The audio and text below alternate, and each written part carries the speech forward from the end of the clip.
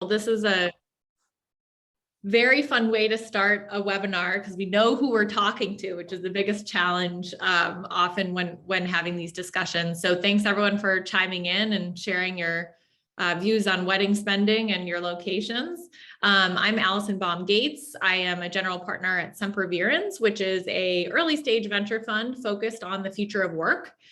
Specifically, we invest in healthcare technology, financial technology, and workforce technology that's transforming the relationship between employers and employees, which I think we're all feeling both personally and professionally is undergoing a pretty big shift. So I'm really excited to be kind of having this discussion with Jason and Caitlin. I'd love to have them introduce themselves and their businesses and their point of view so we know kind of everybody's perspectives, and then we'll dive into the meat of the conversation and make sure that we leave some time for Q&A as well. So over to you, Jason. Yeah, thank you. Well, very excited to be here today. My name is Jason. I run operations and strategy at CloserIQ.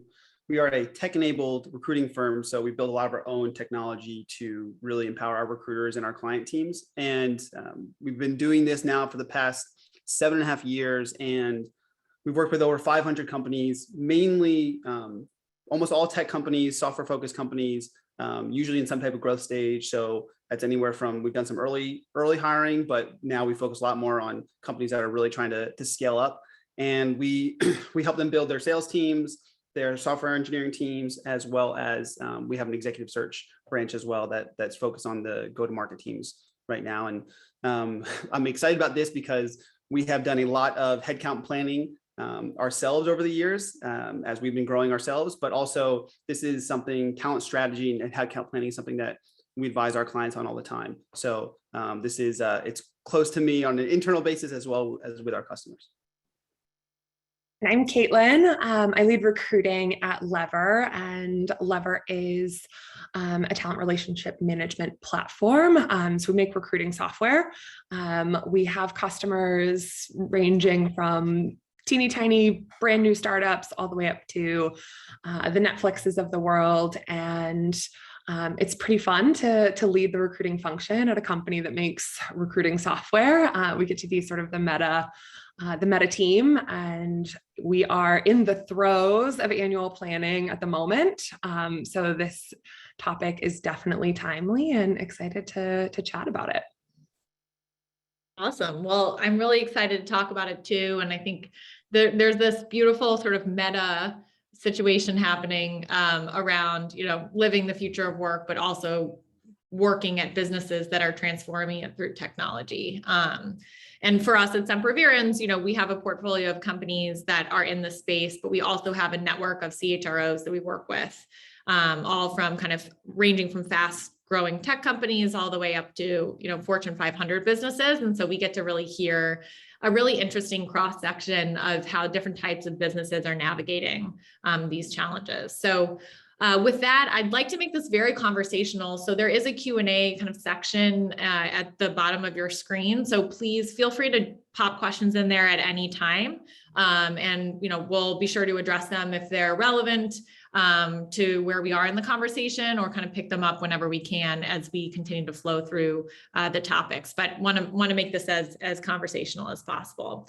So moving on to the next slide, I think before we dig into the actual execution and the logistics of headcount planning, let's just talk about sort of, the strategic side of how do you even start to break this down? I mean, headcount planning is hard at any point in time. People are very unpredictable because we're human beings, but we're also living in a time of really unprecedented uncertainty. There's a ton of volatility in the job market. I mean, 2 years ago, it was like everybody, let their recruiters go, for example. And now it's like, you can't even hire a recruiter for, if you're willing to give them your firstborn child. It's like a very difficult situation. So, maximum volatility and continuing looming uncertainty on the business side too. I think even as demand has come back and things have somewhat normalized, I guess with the current variant still outstanding, there's supply chain issues. There's a lot of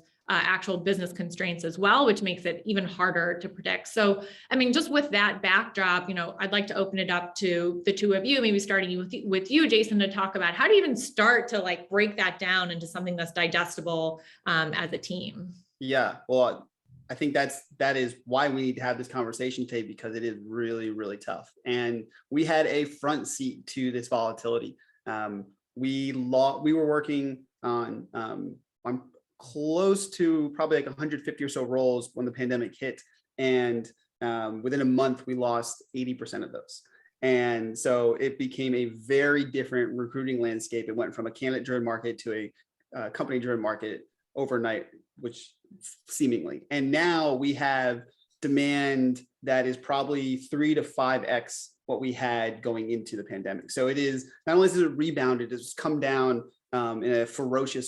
it's come back in a ferocious way. And I think that has made this all much more complex. And I think there's, you have to consider attrition in a way that you haven't before. You have to consider how people are wanting to work like you haven't before. And you really have to build a plan that can handle some of that flexibility. So I think the main things to be able to do this is you have to start earlier than you think. I hope anyone that has a fiscal year end aligned with the calendar has already started planning this. But if you haven't started, just start today, because it's going to take a long time. I think you also the expectation setting is really important, whether you're reporting up to just your manager or the board, is letting them know that this stuff may change, and that the plan is a plan, but it is not the guaranteed execution path. And I think if you can start there and understand that needs to be your mindset of start early and set a range of expectations, those are like the first evergreen things that you can do to set yourself up for success. Yeah, I could not agree more on the starting early front. I think one of the challenges that we've seen is this sort of like chicken egg situation where, you're working on your annual plans. And so teams might not feel confident in their total ask for headcount until those plans are finalized. Teams are working together to understand interdependencies. And so one of the things that we did this year was a quick start plan for Q1. And so we actually had all of our executives stack hands on the Q1 plan on Monday of this week, which was really exciting. And so our Q1 starts in February. But basically that's going to allow our team to start on roles that we know we're going to need, so that we can at least get working on that plan now, so that they have sort of the most important building blocks in place, so that we're allowing for flexibility around, additional asks that may come out of planning, but we're not waiting until Q1 starts to start recruiting, because everyone knows it takes a long time, especially for senior or technical roles. So this will allow us to sort of get a bit of a head start without sort of forcing things to be completely locked in. So if that's something that folks are open to, I would highly recommend it. But it's definitely tricky. And I think, especially with all of the changes, I think when it did become sort of a company-driven market, and folks were, looking pretty heavily, we were still finding challenges that we didn't really anticipate, in that, folks who were employed were not open to leaving their roles. The sort of concern around the market, I think, really had people hunker down. And so even though there were a lot of people looking for work, it wasn't necessarily like an easy time to be in recruiting. That's really interesting. And I love the concept of starting early and also breaking it down into pieces, because that ability to iterate is really powerful. Two questions, one from me and then one from the audience. One is, when you say start early, how early does that mean? Are we talking, a couple weeks, a couple months, or should people be thinking about 2023 right now? Like, what does that actually look like? And then I think as you iterate and you start to see the plan change, what are the best ways to actually communicate those changes effectively? Because, I think that can be really, really hard for folks that are sort of in the process of when do I become confident the plan is going to change? And then how do I know when is the right time to communicate that?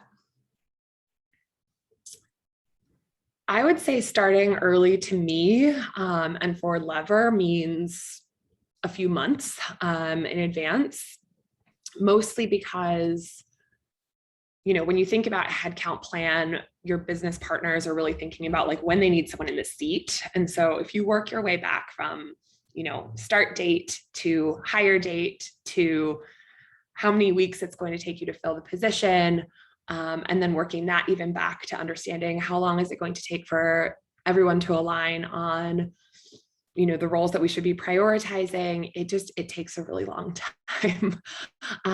So I would definitely recommend a few months if in a position to do that. And then in terms of sort of revisiting, one of the things that we have decided to do is we have an agreed upon cadence with which we look at the plan.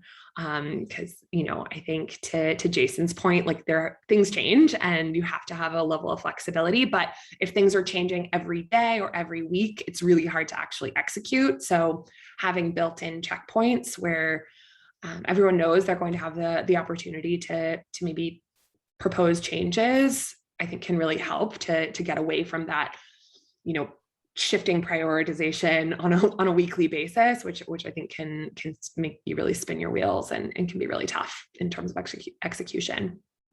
Yeah, I agree. So for us too, we started planning for next year at the beginning of October. So we're spending all of Q4 doing this, and we're probably 90% to our plan now. And a couple critical things in trying to build this successfully are we really shifted this year to a milestone driven plan. And so kind of what Caitlin was talking about there of you have to figure out what that goal is and then reverse engineer off that. And so if you're hiring for sales, you need to think about the different revenue benchmarks that you guys are planning to hit and build the team accordingly. But it's not just like, oh yeah, I need this many reps to hit this much in sales. It's like, I need my reps to be fully ramped by this time, and this is my expected revenue that I'll get from that number of reps. And then I'm going to need to hire them, and I'm going to need to make sure I have a training plan in place that will get them ramped up. You need manager capacity. So there's all these different variables that go into it. And so I think once you've decided on that, whatever that goal is, that milestone is, like, start there, write that down, and then figure out what you need to get, how you can get there step by step. And that, like, it just takes a lot of planning, because the people that are building the training are not always the same people that are doing the recruiting, that are also even ramping them up after that. And so it takes a lot of work on that end. And I think reverse engineering from that milestone makes the most sense. And then as far as like the communication, I like the weekly check-ins make ton of sense. I think from a tooling standpoint, you need a source of truth for this. Whether you're operating out of a spreadsheet, you're using a tool like ChartHop, you need some place that whoever's involved in this plan can go to for their source of truth. And for us, we started that in a spreadsheet and then start to evolve that as things go on. But that central source of truth, just like a CRM or anything like that, is incredibly important. Love that. We're getting lots of questions. So I'm going to start kind of going through a couple of them, and then we can kind of switch to the candidate side, which is what we'll cover next. Just quick question on the Q1 approach. You know, how do you navigate the planning for the rest of the year if you're doing it quarter by quarter? Do you fall into a quarterly hiring cadence, or is it more that you have an annual plan and then iterate, or can you just elaborate a bit on that? Yeah, absolutely. So the Q1 plan is sort of what we call the quick start plan. And so that actually has happened prior to our company-wide annual planning, which is actually happening next week. And so, you know, we have a good enough sense of what our strategic themes and goals are going to be for the year. And, you know, we also know enough about what's happening in Q4 to know what we need to hire from a capacity standpoint in Q1.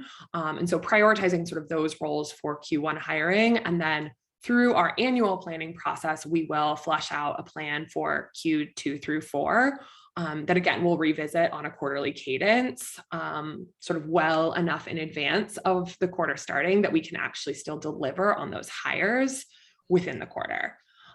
So the idea is to have sort of like a broad sort of an immediate action plan and then a bigger sort of year-long action plan coming that we will revisit every quarter because things are changing and like, we gotta roll with it.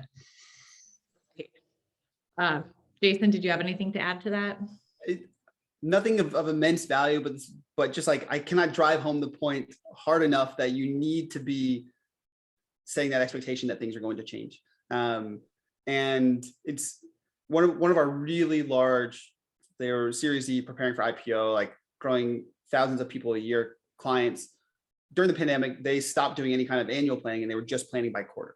And I think like it made a lot of sense because you couldn't predict it. And so the longer annual plans are a good anchor point as far as like a range of possibilities, but you're going to need to refresh this on a regular basis, whether it's monthly or quarterly, whatever makes the most sense for you. But I like a quick tactic on that is like, if you weren't planning on it, like set these meetings up now as checkpoints and milestones, because it's one of those things that can be easy to like push off and deprioritize when you're in the middle of the rest of your day-to-day job. So getting these things on the calendar now and setting these milestones now can be a good way to make sure you can't escape the conversation. Definitely. Well, I think just shifting gears, and we'll come back to the more specific questions toward the end. But I think obviously, you've got your own planning that you're dealing with, but you're still also kind of at the mercy of candidates. And I think you brought up a great point, Caitlin, about them kind of their priorities changing and being open or not open. And so I'm just curious, how has the current environment changed candidate mentality? And then how have you adapted, the strategy in order to take those kind of new variables into account? Yeah. So, I think I sort of mentioned that at the beginning of COVID, candidates that we were talking to who were, employed were really hesitant to even consider making a move. And so I think things have changed as we've all sort of adapted to this world of uncertainty in different ways. And so definitely seeing more, openness in the market. I think with the Great Resignation, there's just a lot of people moving around right now. I think we've been pretty lucky at Lever in that we, I think, have been very thoughtful about our perks and benefits. We have decided to go with a really flexible sort of like return to work plan when we do have offices that reopen. We're really hearing from candidates that they want that flexibility. Some people are really invested and excited about going back to an office. Some people are like, I'm never stepping foot in an office again. And so being able to sort of appeal to all of those folks, I think is really helpful. And then we've also made a lot of updates to our benefits to ensure that we're still supporting employees from this like work from home place. And so we've rolled out monthly stipends for sort of making your home a comfortable place to work, whether it be equipment or childcare or dog walking or grocery delivery. We've sort of like refocused, where we were spending to really make it meaningful for our employees in the world that we're living in today, which I think has been exciting for candidates to hear about and has been really well received with our current employees. And so I think just like really considering, how you can make changes that are quick and meaningful, both for your existing employees, because retention is super important piece of all of this, but also so that you're able to sort of, entice candidates as well. From a workflow perspective, how do you even manage gathering that feedback and then applying it to the plan? There's obviously the qualitative feedback of, 5 of 10 candidates have now rejected our offer because we don't have fertility benefits, for example, or we don't have a caregiving benefit. That's something, especially if you're distributed as a team yourself, you might share at the water cooler and kind of start to put the pieces together. But from a workflow standpoint, how are you kind of keeping track of that? And then how are you overlaying it into the plan of, we're seeing fewer candidates accept their offers and therefore we need to up our plan or whatever? Yeah, so a lot of our benefit planning happens actually with current employees in mind. And so our benefits team, well, not team, the person who manages our benefits does listening tours, gets lots of feedback from our employee resource groups, and really does a lot of research sort of internally on what matters most to our existing employees. And then recruiting will come in as a sort of gut check on that to see, is there anything we're hearing from candidates that they want, or is there anything that, we think could be really meaningful in terms of selling to candidates, and we'll sort of make tweaks and provide feedback from that lens. But at Lever, at least, our benefits really are sort of intentionally designed around current employees with the hope that, if current employees are happy, so will candidates. And Jason, you've made some great points around kind of meeting candidates where they are. Can you talk a little about that? Yeah, so I think to that question about where like the things that candidates are making decisions on, it's a very holistic decision.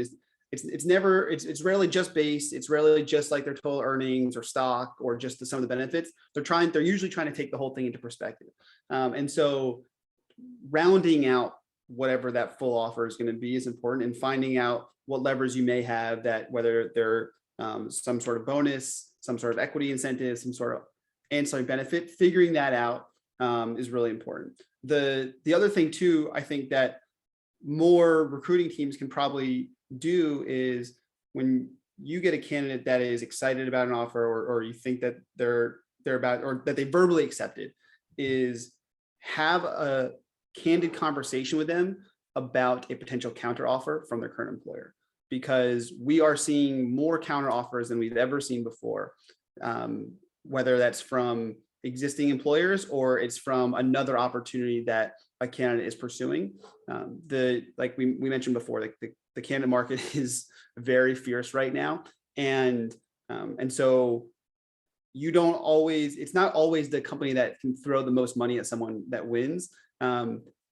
It oftentimes can be the one that takes the most care of the candidate throughout the entire experience. And part of that too is making sure that you're chatting with them about how they're going to feel when they most likely get a counter from their current employer. And so I think that's something that most recruiting teams can probably do more of, because a lot of that too just comes down to the verbal contract. Once a candidate tells you, hey, like I know I'm getting, I might get this counter, but because of X, Y, Z, I'm invested in you guys, and you can oftentimes counter offers. So there's a lot of data out there about how people that accept a counter at their current employer are still not happy after 6 months because the root cause is not usually solved. Go back to that root cause as why they were thinking about leaving to begin with during your conversation in the beginning, as well as the end with the candidate, to remind them as to the things that you're going to help solve for them that are big pain points for them. And then I think we're seeing some pretty fascinating data just on the candidate side as to this work from remote option. Across our sales roles, 65 to 70% of them are actually offering some type of remote option for their candidates right now. And on engineering side, it's like 80 to 90%. And I think that's just a reality that we all have to accept. Any finance folks or like employee experience folks in here today may be trying to figure out like what are they going to do with unutilized office space, but that is part of the problem that they're going to have to face. And so I think figuring out what those remote options look like is going to be really important, because the appetite is still there and seems like it's going to be there for a while.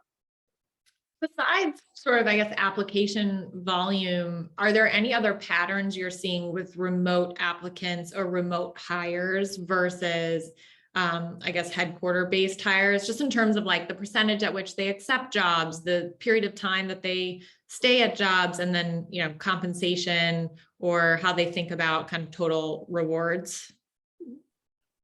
Yeah, I think compensation is definitely, I think, especially as things are becoming more distributed, is definitely really has been an interesting journey for us. Pre-pandemic, we were basically we were based out of 2 offices. Everyone was, for the most part, in the office every day. we had salary bands for both locations, and that was sort of it. And now with folks, either, internal folks moving and becoming, moving to a new location or hiring people in new cities or, regions, we have had to sort of figure out like, what's our strategy going to be? We revisit compensation every 6 months already.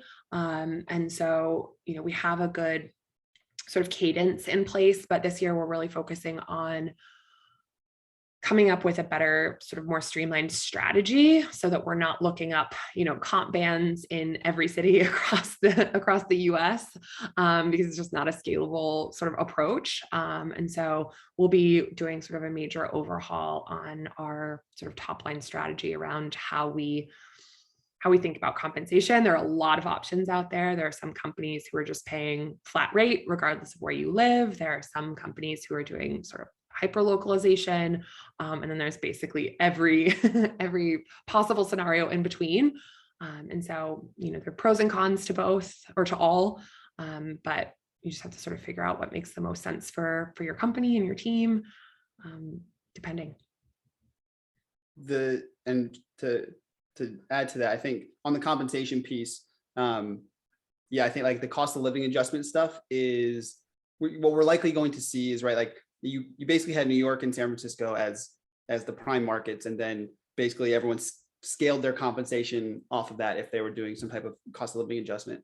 And what you'll likely start to see is some type of convergence in the middle of people not feeling like they might not have to pay the full New York and SF premium like they used to, because they can hire that same level of talent somewhere else in the country.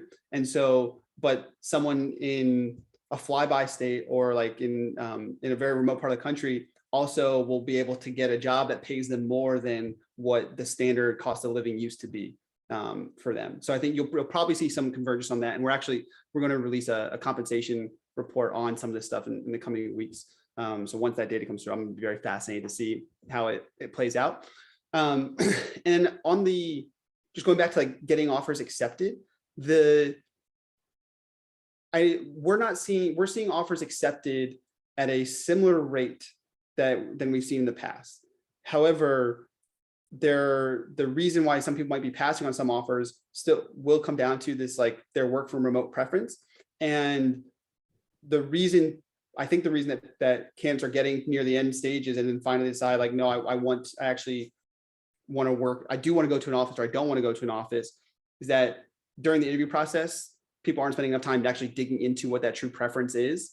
And like, if someone says, hey, like, yeah, I really want to work remote, is kind of anti-selling against that and make sure that's truly what they want, or vice versa. Because if you can surface that early on and your company has a specific preference, you can qualify and disqualify candidates that are going to fit what you guys are doing a little better, and you won't have as many of those offers decline because they ended up wanting to go work remotely or in an office. I think it kind of ties back to a point you made earlier around going one level deeper and finding the root cause, because there's like, people that say they want to work remote or say they want to work flexibly, but there's something they're trying to accomplish through that structure. And, obviously you have to be sensitive to, labor laws. So you can't ask too specifically, but to whatever extent you can figure out what problem are they trying to solve, and are there places where you might be able to meet that need in another way, I think can go a long way for sure. Yeah. So it's we invest heavily in like this particular question and other things like that. From when they fill out their application, they have to answer that question. And then it's also part of our initial phone screen as well, because we want to make sure that those answers still align. And if there's even any hesitancy in their tone, regardless of what they say, we'll dig into that some more to make sure, because it is so critical, and no one wants to waste each other's time. You want to be aligned on that stuff from the beginning, and obviously that can be make or break. So figuring that out early on is really important. Absolutely. So I want to, answer a few quick questions before we, move into more of the like actual execution of the strategy. I think you made some points about source of truth and software and tools, and I want to definitely move on to that in a minute. But first, just digging into compensation a little bit more. Some folks asking about how volatile people's compensation expectations are now. It seems to be changing in real time. Are there kind of tools or strategies that you've seen work well in terms of staying on top of that part of the market? We use a tool called Radford, which does like compensation leveling. I think the challenge there is it's about 6 months behind sort of where we are today. But we know that, and so we take that into consideration. I think we've also tried to get a little bit more flexible around if there are particular roles where we're seeing a lot of misalignment from what we're hearing from candidates and what we're hoping to offer. We'll sort of come together and make decisions on whether we feel like we should make changes. You can also deploy like one-time sign-on bonuses, which is a nice, I think, strategy when you're maybe not ready to revise a full team-wide comp level or comp band, but you need to get folks in the door. That can really sort of help close the gap. But yeah, it's definitely, I think compensation can be really tricky. And so, trying to collect as much information and, get very realistic with your hiring managers around maybe what you can afford and maybe thinking strategically around, maybe the level or, if there are other places where you can be flexible. I think that's really helpful. Levels.fyi has a lot of useful real-time comp info as a note in the chat for folks as another kind of tip. Anything you'd add there, Jason? I think the third-party tools can be really helpful to get like a larger data set. I think what hasn't changed is that the market can be pretty efficient in this way, is that like whatever candidates are getting offered, that's what their market rate is. And so the tricky part as someone that's hiring is you need to understand, like, is the number that the candidate giving you, are they able to get offers at that level, or are they trying to negotiate? And candidates are probably a little more emboldened than they have been in the past because they've seen other people get better and better offers. So they're going to ask for more probably than they have previously, and they also have more options than they've had previously. But I think like the easiest thing to do is just ask someone else in the industry. Talk to other hiring managers and other leaders, because everyone is hiring right now, so they're probably going through something similar, and they'll give you a way that'll help you triangulate what you're seeing in some way. And there's tons of specific groups and communities out there for whatever you're hiring for, where there's probably some thought leadership and conversation of this type of stuff going on. So I would for the most real-time information, I would try to seek out people that are doing something similar. One really interesting piece, I think, too, in this sort of crazy market where people are constantly negotiating and there's a lot changing in terms of, benchmarks and what expectations are, is that you can start to actually get some unintended variability when you look at compensation across your organization, because you're hiring people so quickly, you're not necessarily scaling compensation for existing employees. How do you manage that kind of visibility? We have been seeing a lot of investment in DEI software, kind of more like ensuring there aren't unintended sort of inequalities across compensation. How do you all think about that, and any tools you'd recommend in terms of creating that kind of alignment and visibility? Yeah, I mean, I think that is where having a third-party tool can be really helpful, because it helps to make sure that sort of you have set bands for specific teams or roles, and that they're sort of in line generally in the market. I do agree that like you have to sometimes be flexible, and sometimes it means that you're actually doing cleanup on the back end. And so in our like sort of every 6-month cadence, we're looking at both our comp bands for open roles as well as our comp bands for current employees as part of our performance and reward cycle. And so internal employees are also eligible for comp increases every 6 months, depending on what we're seeing in the market, as well as, ensuring that we have, equity internally. And then as part of that sort of cycle, we'll also do like demographic breakdown to ensure that we don't have any gaps based on race or ethnicity or gender. And so it's a really helpful tool to ensure that we're sort of, or not a tool necessarily, but a mechanism to ensure that we're staying really equitable internally, and that we're also staying competitive externally. Yeah, there are a lot of tools out there that can help you track this data, and you can go from spreadsheets to tracking in HRS systems or people analytics systems like ChartHop. But I think a lot of it probably starts with a good intake process, making sure that as part of your onboarding, you have a self-identification survey and you're collecting this data, and that you are, as an organization, I think it's depending on what level you are, but I think most organizations will benefit from sharing this information publicly with not public, but internally with their team, to have that level of transparency, because it immediately holds you accountable for continuing to build and work on this stuff. And just echoing what Caitlin said on the comp bands, is making sure that you've got complete buy-in going into your headcount planning on what those should be, because that's obviously a pretty critical component to that. Definitely. And we did get a specific question. I think you both kind of touched on this, but around doing a biannual merit increase cadence and that kind of becoming more the norm. Would you say that's accurate? It's something we've done for a long time. And I actually find it really helpful sort of selling tool for candidates as well, especially if, we're coming in just sort of under where they want to be, or just where they, we're not necessarily blowing it out of the water from a comp perspective. It can be really helpful to sort of reinforce that we do look at comp every 6 months. You don't have to sort of wait a year plus from the time that you join to participate in that. And so I think that can be really helpful. And I think it also is a good touch point with employees around performance, and it feels a little bit more sort of actionable at that cadence than annually. Yeah. So I'm sorry. I totally, and we have been, I've been on both sides of this, where we started off doing monthly, which is insane. Do not do that. And then we did, but yeah, people had to, depending on their performance, they had a chance to be promoted like the next month.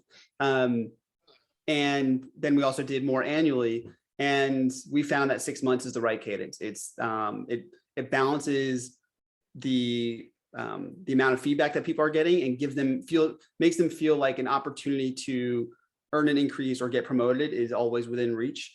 You don't want the counter to the annual review was that someone missed their number, or like they missed out on promotion at the end of the year.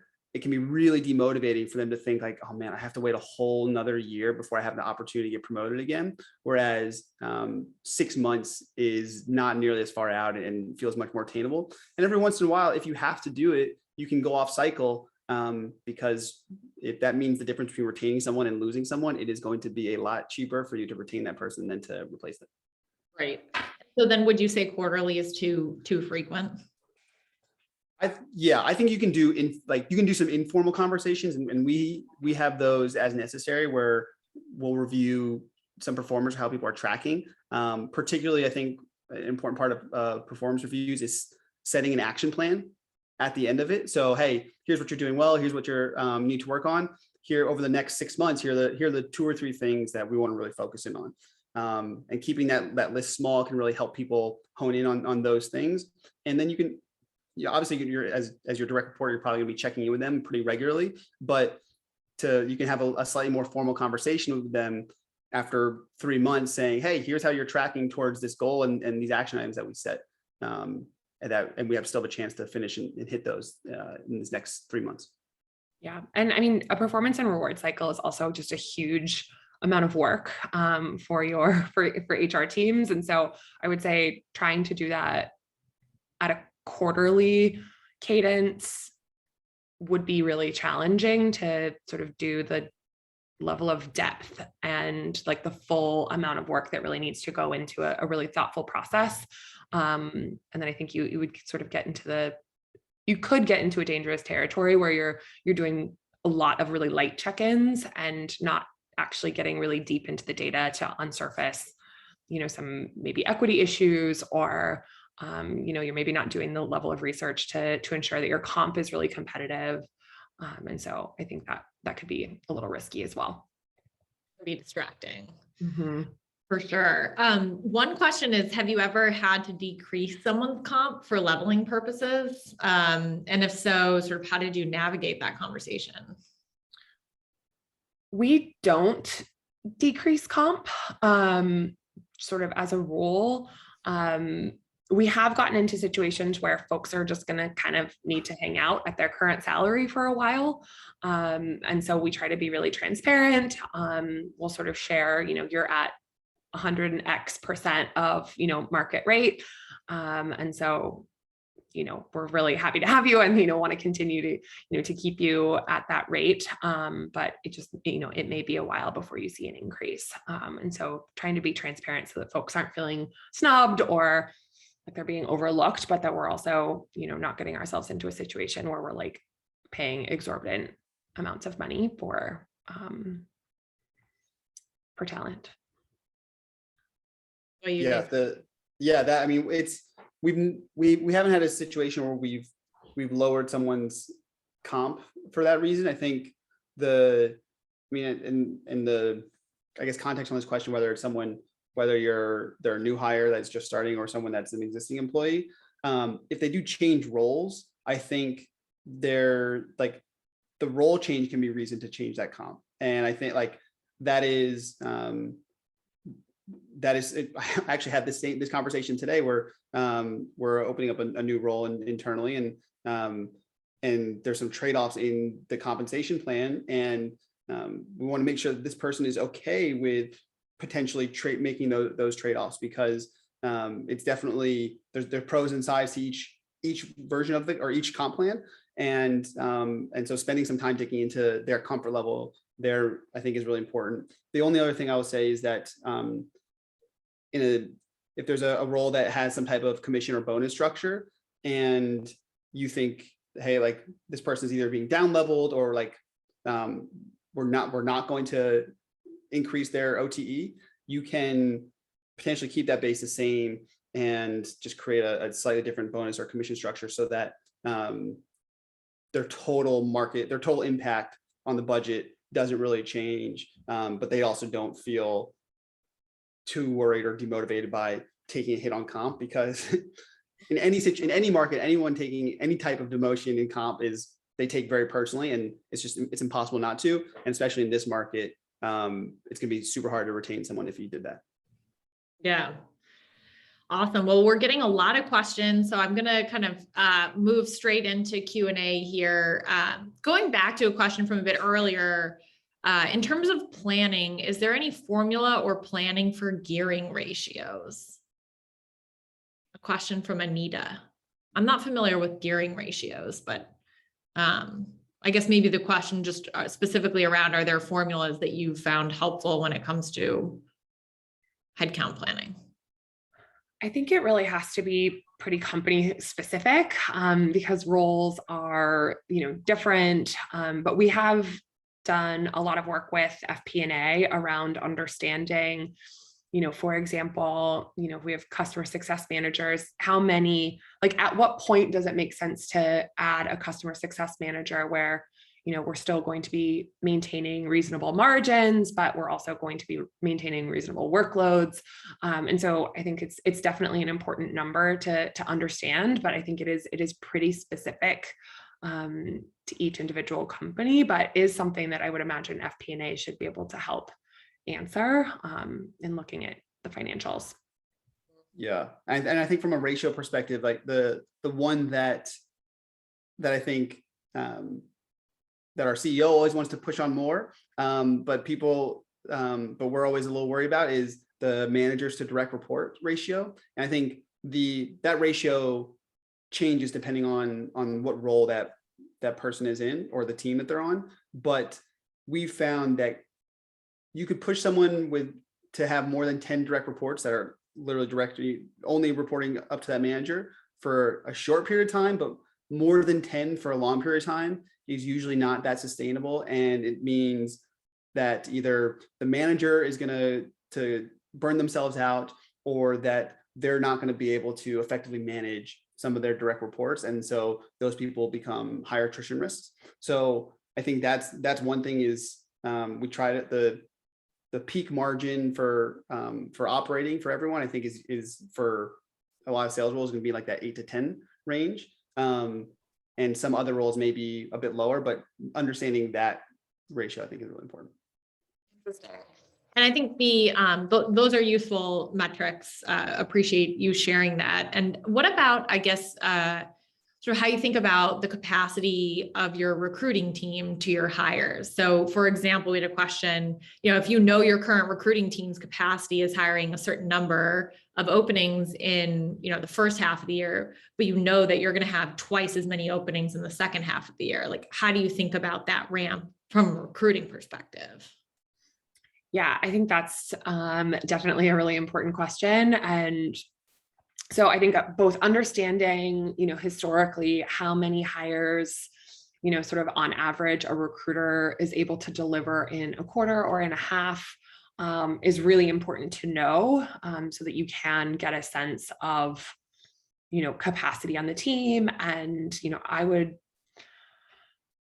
say comfortably having 3 months for someone to really get ramped. They should be productive before the end of that 3 months, but probably not, fully productive until about 3 months. And so, I think, again, this changes company to company. I think when you're looking at the level, the type of recruiting, like there are so many factors to consider, but I do think it's really important to look ahead, understand, either at a quarterly or on a, half basis, what the company is going to need the team to deliver, and then to sort of, reverse engineer either by growing the team or, maybe changing what recruiters are responsible for versus hiring managers. I think there are a lot of ways to sort of to tackle that, but thinking about capacity is so important, because if you don't have the resources to get the work done, it's probably not going to get done. Yeah, I think recruiting is probably one of the historically undervalued pieces of building a business, whether it's your internal team or you're using external parties to help.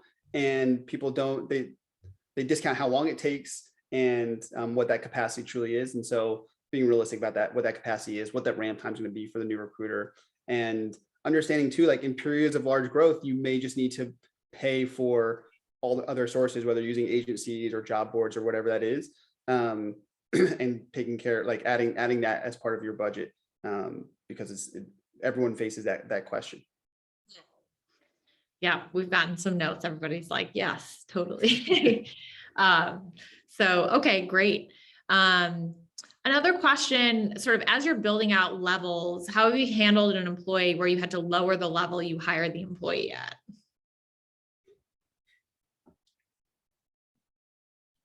I'm not totally sure we've run into this problem.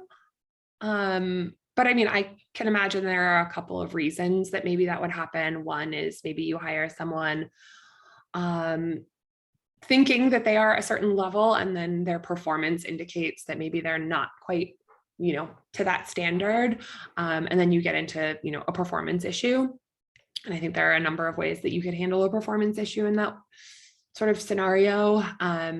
Maybe the other sort of potential scenario is that you are introducing levels and then, have some misalignment and need to get everyone sort of squared away. I think, at Lever, we definitely are a sort of a people first company. And so we'll often try to, do right by individuals and also do what is fair for the collective.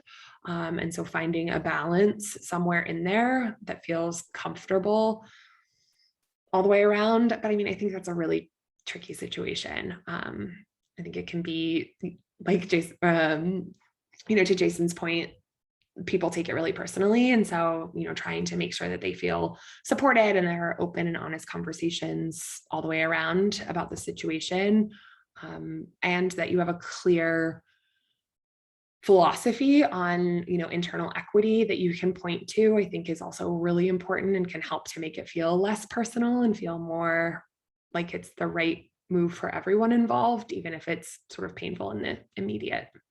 I agree. And there's a few points I think that are relevant on this. One is that if you need to do this, the delivery of the message matters immensely.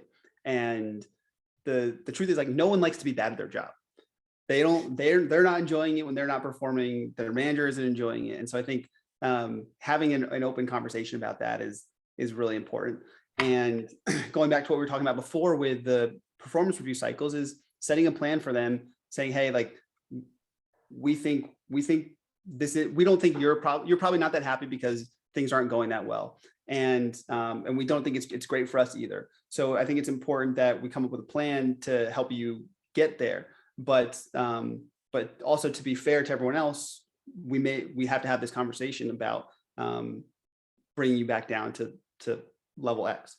And again, like, no one is going to enjoy that conversation, but I think you owe it to, you don't just owe it to them to make sure that they're happy in the role, but you owe it to the people around them, because employees do not like working with people that they don't think are also working hard, especially at growing companies. They want to work with other really strong people.